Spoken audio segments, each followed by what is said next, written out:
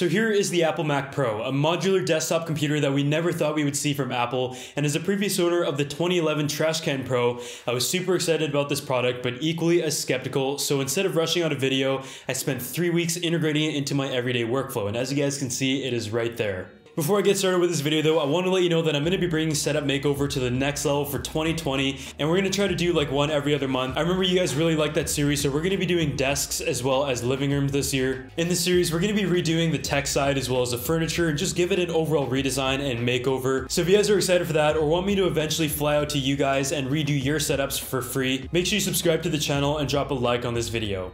So as a user of the top-end MacBook Pro in the desktop setup over the years, I was very happy with it, but it did definitely have its flaws as well, namely the performance when in max load. But I'm just going to say this now. Yes, this computer is overkill for what we do in principle. This is a commercial grade computer. It is not cheap, but with 4K and soon 6K footage we are editing, paired with the time-sensitive tech industry, the more power the better. We produced over 70 videos in the last year and hope to push that to 100 for this year by traveling less, and the added speed saves time, allows us to do more in the same amount of time, and by having the ability to make more videos per year, even if it was just a few, it pays for itself very quickly.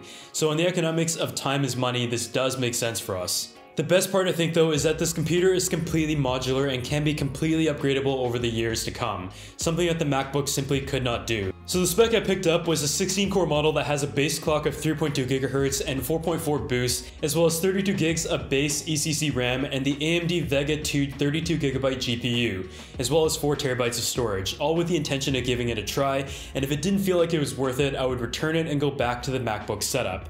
I might be biased, but I think the CPU and GPU combination is the best middle ground, and it came out to a price near $15,000, just a bit less than a pair of early Dior Jordan 1s, so when it arrived, I think I was the most excited I'd been for an Apple product in a very long time, simply because it was different.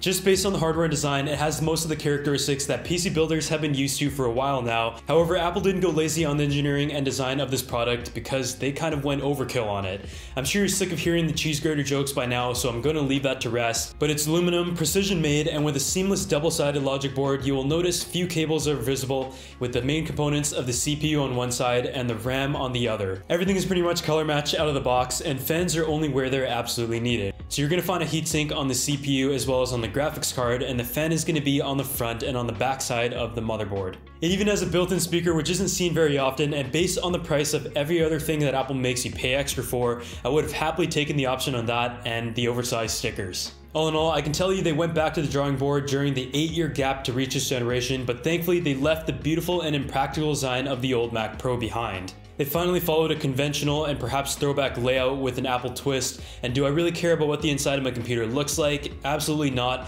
but is it cool to take a look at it once a year after realizing how much this thing costs? I guess. When you're speccing out this computer, I advise you not to upgrade the RAM, and I'm sure you've heard this as many times as an Asian mom reminds you not to wear shoes in the house. Apple charges an insane price for it, but you don't need to.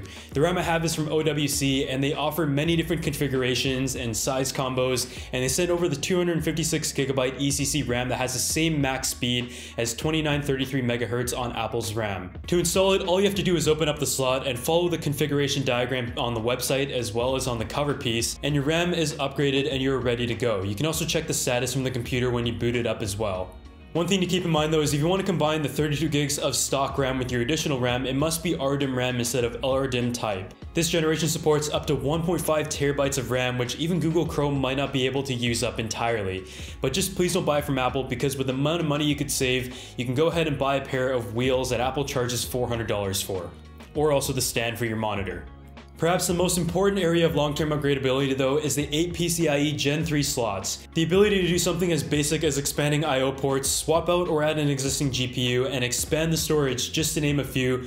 Because we edit videos and now 4K and 6K, the files add up and we need as many external SSDs as we can have, 14 to be exact, and that is without backing any footage. It is simply just the projects from videos.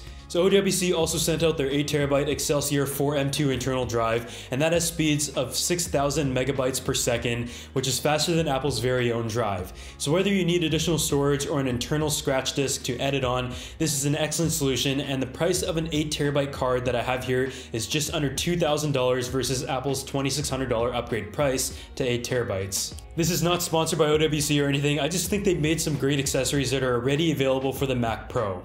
The GPU in my computer is the AMD Radeon Pro Vega 2 with 32GB of video RAM, which seems to be the most popular option that I've seen over on Twitter. Apple's also selling what they call the Mac Pro Expansion Module, or the MPX module, based on the latest AMD graphics cards, and the options will depend on what you need, with a bridge option between the base and the Pro Vega 2 coming out soon, but this spec I went with has been more than enough. If you really want to though, they also have dual GPU options, which cost an extreme amount of money. Something else that I have been getting some questions about though is the Afterburner, and it is a $2,000 card that accelerates ProRes and ProRes RAW, supported by apps in reducing the load of CPU and GPU. I personally didn't need this because I don't shoot ProRes at the moment, but from the tests that I've seen, it reduces the load on GPU and CPU significantly and allocates the load to the dedicated card. Another thing I noticed immediately is just how quiet the machine is, and the three main fans on the front make almost no noise, and if you keep it under your desk, even at max CPU and GPU load exports, I would notice that the ambient noise in the house or in the office is actually louder. On the topic of ports though, my setup has been full of dongles and hubs for the past 4 years on the MacBook, but this computer has 4 Thunderbolt 3s, 2 USB-As, 2 10GB Ethernet ports, and the GPU also adds 4 Thunderbolt 3 ports as well as an HDMI, which I'm very happy about because the only thing that is missing is an SD card slot and maybe a few more ports on the top because I find myself using those very often for grab and go. It's just really nice to come to a desktop and have as many storage options as possible that can plug directly into the computer without using like an external hub, which is kind of hit or miss in terms of performance. So when it comes to performance, how do I like it after 3 weeks? And I gotta say, I absolutely love it. Coming from a powerful laptop setup, all the things that manage to put my laptop in max load are no longer an issue. Before, I would know the limitations of the computer and what may slow it down and what can make it have the fans running constantly and at 100 degrees Celsius. But with the Mac Pro, these limitations are rarely reached.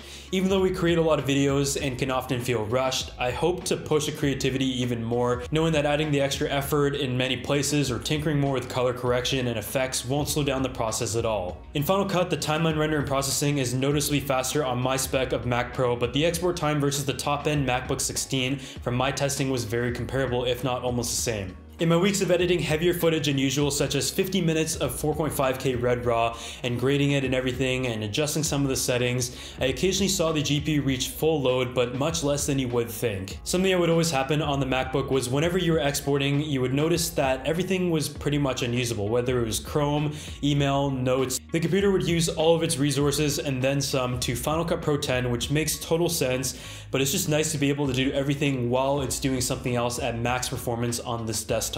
On the photo side, I never had any issues editing a batch of images on the MacBook. However, on the Mac Pro, I was easily able to preview and edit 50 200MB, 100 megapixel photos while still having Final Cut and an active timeline running, as well as light Photoshop on the side. Something that really takes advantage of the power though that I use pretty much every single day, and you guys might see it in a lot of my editing, is Motion VFX and their plugins. These are plugins for Final Cut Pro 10 that have creative styles as well as 3D effects, film effects. They've got hundreds of them on their site.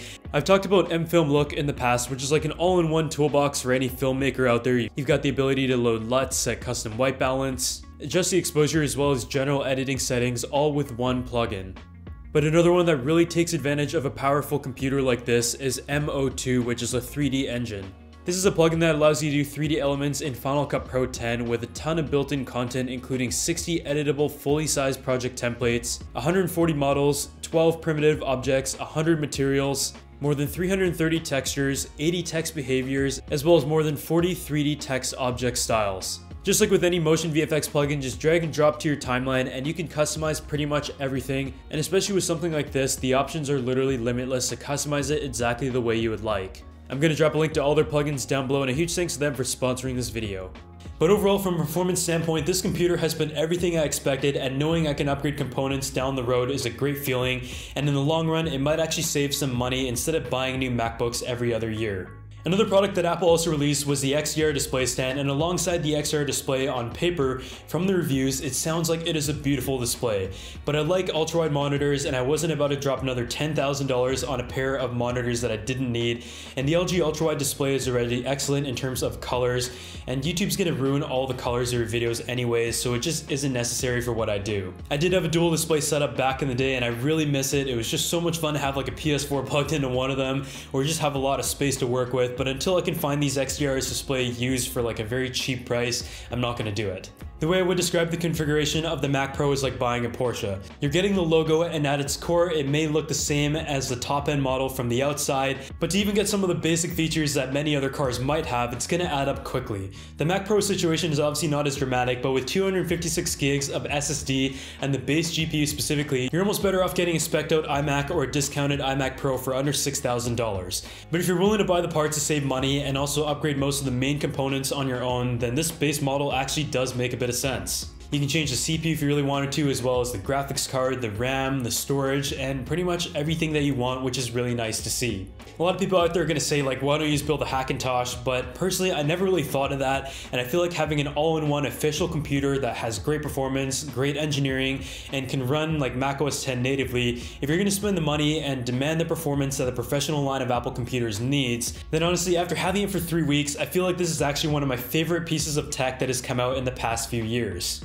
A lot of times when you spend that amount of money on equipment, if it was to do anything that made you feel like it wasn't worth it, then you start to question your purchase decision.